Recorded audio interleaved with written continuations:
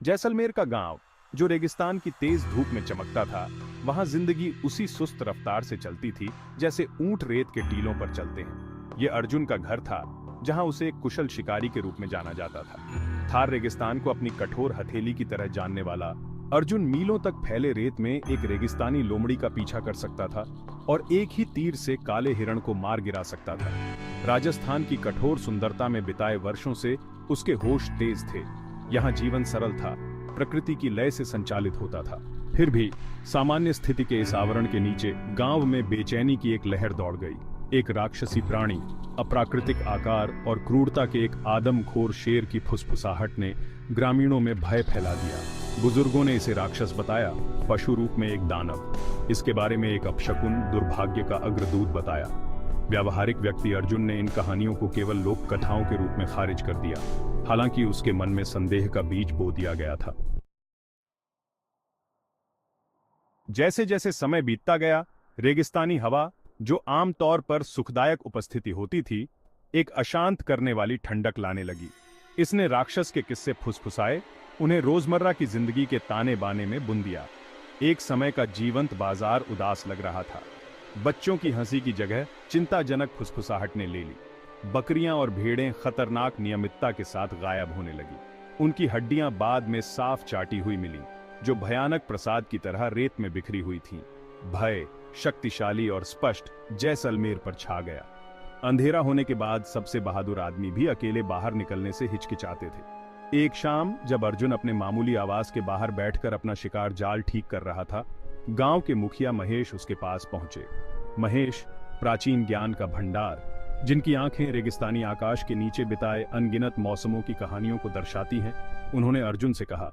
उनकी आवाज उम्र के साथ कर्कश हो गई। हवा में फुसफुसाहट तेज हो गई है। राक्षस असली है, अंधेरे और विनाश का प्राणी है। अर्जुन, हालांकि संशयवादी था, सम्मानपूर्वक सुनता रहा। महेश शायद ही कभी बोलते थे और उनके शब्दों में अनुभव का भार होता था। अगली सुबह अर्जुन को कुछ ऐसा मिला जिससे उसकी रीढ़ की हड्डी में ठंडक दौड़ गई। ये एक पंजे का निशान था। जो उसने अब तक देखा था उससे भी बड़ा, गांव के कुएं के पास रेत पर अंकित था। शेर के पंजे का अचूक निशान, लेकिन असंभव आकार और शक्ति वाला। ग्रामीण इकट्ठा हो गए। उनके चेहरे पर भय और आशंका के भाव थे।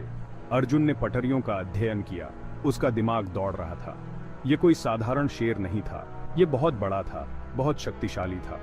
क्या यह राक्षस का काम हो सकता है? अपने शुरुआती संदेह के बावजूद अर्जुन ने बेचैनी की बढ़ती भावना को महसूस किया। वह जानता था कि उसे इस प्राणी का सामना करना ही होगा, चाहे कुछ भी हो। उसके गांव, उसके घर की सुरक्षा इस पर निर्भर करती है। भारी मन से अर्जुन ने गांव के साधु से सलाह लेने का फैसला किया, जो जैसलमेर के बाहरी इलाके में प्राचीन खंडहरों के बीच रहने वाला एक वैरागी था।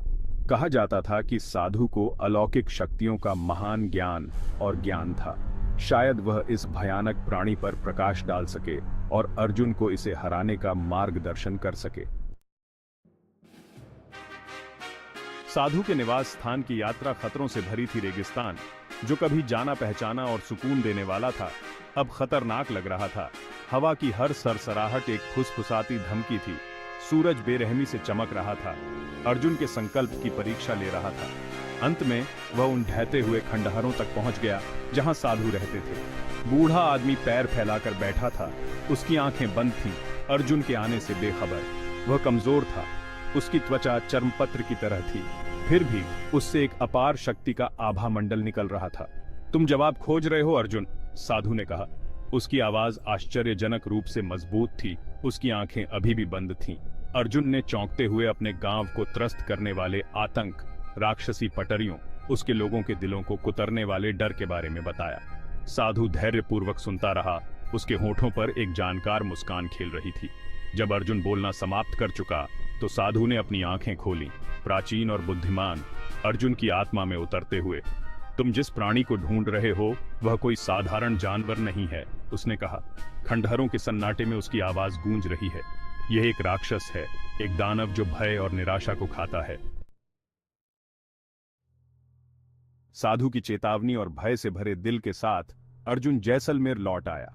उसने गांव के सबसे बहादुर आदमियों को इकट्ठा किया। उनके चेहरे गंभीर लेकिन दृढ़ थे। वे इस प्राणी, इस राक्षस का शिकार करेंगे और अपनी भूमि को इसके खतरे से मुक्त करेंगे। शिकार कई दिनों तक चला। क्षमा न करने वाले रेगिस्तान में एक हताश पीछा। पुरुषों ने राक्षस के पीछे छोड़े गए नरसंहार के निशान का पीछा किया। बिखरी हुई हड्डियां, आग के सुलगते अवशेष। हवा में तनाव व्याप्त था। सन्नाटा केवल उनके दिलों की धड़कन से टूट रहा था। अंत में पूर्णिमा की पूर्व संध्या पर उन्होंने जानवर को घेर लिया। यह ऐसा नजारा था जिससे उनकी रीढ़ की हड्डी में कंपकंपी दौड़ गई। शेर बहुत बड़ा था। उसकी आंखें एक भयानक लाल रोशनी से चमक रही थीं। इसकी दहाड़ से उनके पैरों तले की जमीन हिल गई। शुद्ध आदिम क्रोध की आवाज। अर्जुन ने सीने में धड़कते दिल से अपना धनुष उठाया। यह कोई साधारण शिकार नहीं था। यह अस्तित्व की लड़ाई थी। अंधेरे से पैदा हुए प्राणी के खिलाफ लड़ाई थी। जैसे ही उसने अपने धनुष की डोरी पीछे खींची, उसने शक्ति और साहस के लिए देवताओं से मौन प्रार्थना की। तीर हवा में उड़ता हुआ जानवर के विशाल कंधे पर जा लगा। राक्षस दर्द से दहाड़ा। उसकी आंखें रोष से जल उठीं। ये पंजों और दांतों के बवंडर की तरह अर्जुन पर झपटा। लेकिन तभी कुछ अजीब हुआ। जैसे ही जानवर ने छलांग लगाई, उसका रूप बदलने लगा और विकृत होने लगा। शेर की दहाड़ एक कर्कश चीख में बदल गई। आवाज भयानक और अजीब तरह से मानवीय दोनों थी। धूल जम गई। एक राक्षसी शेर के शव का नहीं, बल्कि एक आदमी के कुचले हुए रूप का पता चला। उसके कपड़े फटे हुए थे और खून से सने हुए थे। अर्जुन ने शरीर को देखा। उसका दिमाग घूम रहा था। उसने क्या मारा था? क्या यह राक्षस था या उसे गुमराह किया गया था? जैसे ही ग्रामीण इकट्ठा हुए, उनके चेहरे पर राहत और भ्रम का मिश्रण था। अर्जुन इस भावना को दूर नहीं कर सका कि कुछ गड़बड़ है। साधु के शब्द उसके दिमाग में गूंज उठे। यह एक दानव है जो भय और निराशा को खाता है। क्या उन्होंने असली बुराई को जीत लिया था या उन्होंने किसी और अधिक भयावह चीज की सतह को ही खरोंचा था? अर्जुन साधु के पास जवाब मांगने गया, लेकिन बूढ़ा आदमी जा चुका था। केवल ढहते हुए खंडहर और फुसफुसाती हवा ही रह गई। अर्जुन को इस बेचैन करने वाले सच से जूझने के लिए छोड़ दिया कि कुछ रहस्यों को अनसुलझा छोड़ देना ही बेहतर है।